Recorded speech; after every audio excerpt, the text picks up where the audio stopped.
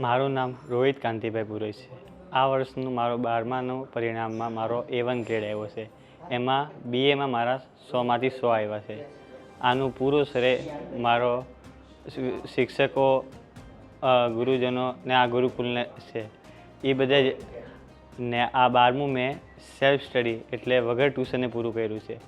આ બદલ હું મારા ગુરુકુળ, મારા માતા પિતા અને શિક્ષકોનો ખૂબ આભાર માનું છું. 8મા ધોરણમાં હું એક વિષયમાં ફેલ હતો.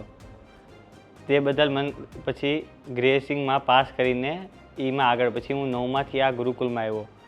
10મામાં મારા 86% હતા, A2 ગ્રેડ હતો.